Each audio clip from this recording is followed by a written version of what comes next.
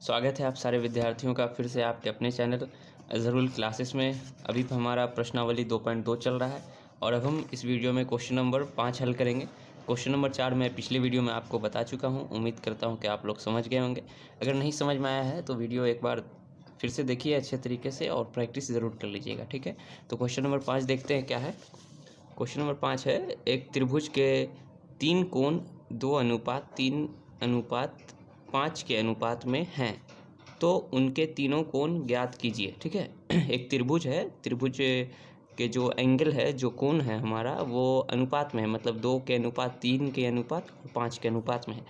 तो हम कैसे निकालेंगे, यहाँ पे बोल रहा है कि तो उनके तीनों कोण ज्ञात कीजिए। तो त्रिभुज के तीनों कोण हमको ज्ञात करना है यहाँ पे, ठीक है। तो सबसे पहले हम क्या करेंगे, सबसे पहले हम क्वेश्चन नंबर लिख करके, क्वेश्चन नंबर 5 है, तो क्वेश्चन नंबर 5 में हमको करना होगा क्या कि एक त्रिभुज पहले बनाना होगा। यहाँ पे एक त्रिभुज हम बना लेते हैं और यहाँ पे देखिए आपके 2:3:5 और 5 अनुपात। तो यहाँ पे जो एंगल है इस त्रिभुज का, जो कोण है वो समान एंगल नहीं है, मतलब समान कोण नहीं है, मतलब कि समबाहु त्रिभुज का वो कोण नहीं है। अगर आप में से किसी स्टूडेंट का कंसेप्ट क्लियर नहीं है कि त्रिभुज कितने तरह का होता है और मतलब उनके कोनों का योग कितना होता है, तो मैं उनको शॉर्ट में अभी बता देता हूँ उनके लिए। एक त्रिभुज होता है समबाहु त्रिभुज, ठीक है, जिसके तीनों भुजाएं एक समान होती है। जैसे ये 2 सेंटीमीटर का है तो ये भी 2 सेंटीमीटर और ये भी 2 सेंटीमीटर। इसमें एंगल भी एक ही नाप का होता है, एक ही माप का। अगर ये मान लीजिए सपोज़ थोड़ी देर के लिए अगर मान लीजिए ये 23 डिग्री है, तो ये भी 23 डिग्री और ये भी 23 डिग्री, लेकिन ये पॉसिबल नहीं है। ये मैं सिर्फ आपको मानने के लिए बोल रहा था ताकि आपका कंसेप्ट क्लियर हो जाए।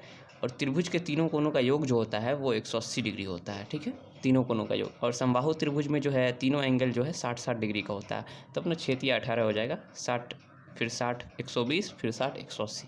तो ये हो गया समबाहु त्रिभुज, जिसमें तीनों भुजाएं एक समान होती है और तीनों एंगल, तीनों कोण एक समान होती है। एक होता है हमारा समद्विबाहु। समद्विबाहु का मतलब होता है, सम मतलब बराबर और द्वि मतलब दो। समद्विबाहु मतलब बाहु मतलब भुजा, जिसकी 2 भुजाएं बराबर होती है और जिसकी 2 एंगल भी बराबर होती है। मान लीजिए ये 60 डिग्री है तो ये भी 60 डिग्री का एंगल होगा, लेकिन ये एंगल अलग होगा। ये 30 डिग्री का हो सकता है या 45 का हो सकता है, ठीक है। इसमें ये दोनों भुजा बराबर होती है। ऐसे भी आप समझ सकते हैं, भुजा ए बी और भुजा ए सी बराबर है, ठीक है। और भुजा सी बी जो है ए बी या सी बी के बराबर, ए सी के बराबर नहीं है, ठीक है। ये हो गया एक त्रिभुज।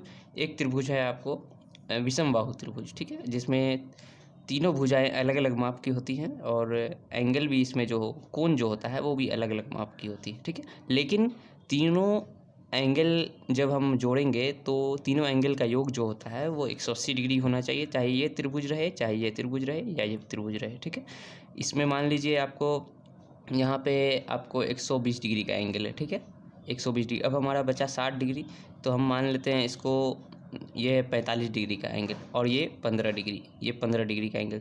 तो 15 और 45 जुट के 60 हो गया, 60 और फिर 120 मिलेगा, तो त्रिभुज के तीनों एंगल का, तीनों कोनों का योग 180 डिग्री हो जाएगा, ठीक है। तो ये है त्रिभुज का इतना सा कंसेप्ट।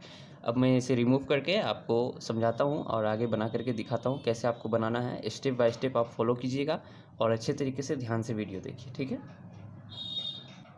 तो देखिए यहाँ पे सबसे पहले हमको क्या करना है कि त्रिभुज बनाना है और यहाँ पे हमको विषम बाहु त्रिभुज बनाना है।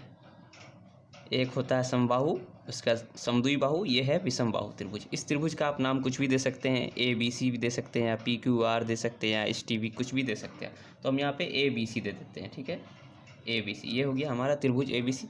अब जैसा कि सवाल में कहा जा रहा है कि एक त्रिभुज के तीनों कोण 2, 3 और 5 के अनुपात में है, तो यहाँ पर से हमको पता चलता है कि यहाँ पे जो एंगल है, जो कोण है, वो अलग अलग माप का है, ठीक है।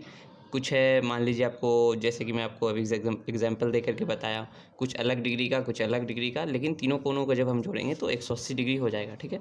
तो अभी अनुपात में है, तो हमको कैसे पता लगाना है कि उनके तीनों कोण मतलब कितने कितने डिग्री के हैं, ठीक है। जब भी अनुपात का इस तरह से जब भी आपके सामने क्वेश्चन आएगा, जब भी किसी भी वक्त आएगा, तो आप इसको कैसे बनाइएगा। देखिए यहाँ पे एंगल ए है और ये एंगल बी और एंगल सी, और हमारा अनुपात क्या दिया हुआ है, 2:3:5। तो हम पहले लिख लेंगे यहाँ पे प्रश्न से। हाँ, तो प्रश्न से लिखने के बाद हम लिखेंगे त्रिभुज, ठीक है, त्रिभुज के तीनों कोण, तीनों कोण का अनुपात बराबर 2:3:5, इस तरह से लिखेंगे। ठीक है, प्रश्न से इतना है, तीनों कोणों का अनुपात, ताकि कोई भी जो एग्जामिनर है, जो हमारा क्वेश्चंस चेक कर रहे हैं, जो भी टीचर अगर, तो उनको समझ में आ जाएगा कि ये सवाल था इस तरह से, और फिर आगे ये सोल्व किया गया, ये निकाला गया, ज्ञात किया गया। ठीक है, तो प्रश्न से लिख चुके हैं अभी हम यहाँ पे, त्रिभुज के तीनों कोणों का अनुपात 2:3:5। ठीक है, अब क्या करना है, यहाँ पे हमको मानना पड़ता है, जब भी इस तरह का सवाल आता है, जब भी भुजा का अनुपात हो या फिर एंगल मतलब कि कोण का अनुपात हो, कुछ भी, तो आपको क्या करना होगा, यहाँ पे इस तरह से लिखना होगा, माना कि लिखिएगा, उसके बाद एंगल ए, ये छोटा सा इस तरह से लिखना है, इसको एंगल कहते हैं, और एंगल ए बराबर हम लिखेंगे यहाँ पे, एंगल ए इसको मान लेते हैं 2, तो यहाँ पे 2x लिखेंगे। ठीक है ना, एंगल ए बराबर 2x। ठीक है, माना कि हम यहाँ पे लिखेंगे, यहाँ पर से बेहतर होगा कि आप यहाँ पे लिखिए एंगल ए बराबर 2x माना। ठीक है, माना बस लिखना है। ठीक है, इस साइड में जब हम कुछ भी लिखेंगे, कुछ लिखने के बाद माना अगर इस तरह से लिखना है तो सिर्फ माना लिखना है। ठीक है, इतना माना, उसके बाद फिर एंगल बी बराबर 3x, क्योंकि इसमें क्या करना पड़ता है हमको, जब भी अनुपात वाला रहेगा तो आप x लगा करके या y लगा करके इसी तरह से हल कर सकते हैं, और इसी तरह से अभी मैं आपको निकाल कर दिखाऊंगा कि एंगल ए का कितना डिग्री है और एंगल बी का कितना डिग्री है, एंगल सी मतलब कोण सी का मान कितना है, कोण ए का मान कितना है और कोण बी का मान कितना है। ठीक है, फिर कोण सी बराबर 5x हो जाएगा। ठीक है, और अब हम इसको क्या करेंगे, यहाँ पे लिखेंगे चूंकि क्या होता है कि त्रिभुज, यहाँ पे लिख देंगे थोड़ा सा हम, त्रिभुज के तीनों कोणों का योग, ठीक है, त्रिभुज के तीनों कोणों का योग बराबर 180 डिग्री, इतना लिखेंगे हम। ठीक है, अब तीनों कोणों का योग कहने का मतलब है कि त्रिभुज का तीनों कोण को हम यहाँ पे योग करके दिखाएंगे। ठीक है, तो angle A plus angle B plus angle C, फिर यहाँ पे 180 डिग्री है, 180 हम उतार लेंगे। ठीक है, अब यहाँ पे आपको क्या करना है कि एंगल ए का मान रखना है, मतलब 2x, फिर प्लस और 3x, फिर सी का 5x, फिर बराबर 180 डिग्री। ठीक है, उसके बाद 2 3 5 हो जाएगा। यहाँ पे देखिए एक ही है, मतलब एक चर वाला एक रैखिक समीकरण हम हल कर रहे हैं, तो यहाँ पे एक चर में है, मतलब कि एक ही चर है, x भी है, यहाँ भी x है, यहाँ भी x है, तो सब एक ही चर में है, रैखिक समीकरण है, यहाँ पे बीच में बराबर हो गया तो रैखिक समीकरण है। 2x और 3x क्या हो जाएगा हमारा 5x, फिर 5x और 5x हमारा 10x हो जाएगा, तो एक ही बार हम 10x करके लिखेंगे, उसके बाद 10x बराबर 180 डिग्री। ठीक है, फिर x बराबर, जैसा कि अभी पिछले कई वीडियो में आप लोगों को मतलब स्टेप बाय स्टेप समझा चुका हूँ कि समीकरण को कैसे हल करते हैं। जब आप x का मान अभी निकाल रहे हैं यहाँ पे हम, तो x बराबर फिर बटा का निशान देके 180 ऊपर लिख देंगे। ठीक है, और 10 जो हमारा नीचे आ जाएगा, ऊपर भी 0 है नीचे भी 0 है, 0 0 कट जाएगा, तो x का मान जो हो जाएगा सिर्फ क्या हो जाएगा 18। तो x का मान हमको यहाँ पर अभी पता चल चुका है कि x बराबर 18। अब यहाँ से x की सहायता से अब हम क्या करेंगे, एंगल ए का पता लगाएंगे, मतलब एंगल ए का माप कितना है और एंगल बी का और एंगल सी का मान कितना है। ठीक है, तो यहाँ पर हम लिखेंगे अतः, लास्ट में हम लिखेंगे इसके बाद। ठीक है, अतः एंगल ए बराबर 2x मतलब 2, उसके बाद x की जगह पे हम 18 रखेंगे, फिर हल करेंगे हम 18 दूना 36, तो एंगल ए का माप हमको पता चल चुका है, एंगल ए का माप हो गया 36 डिग्री। उसके बाद फिर इसी तरह से हम स्टेप बाय स्टेप क्या करेंगे, फिर यहाँ पे b, एंगल बी बराबर 3x, फिर बराबर का निशान देंगे नीचे, 3 गुना x के यहाँ पे 18 लिखेंगे, 18 तिया हो जाएगा 54। ठीक है, तो एंगल बी का ये माप निकल गया।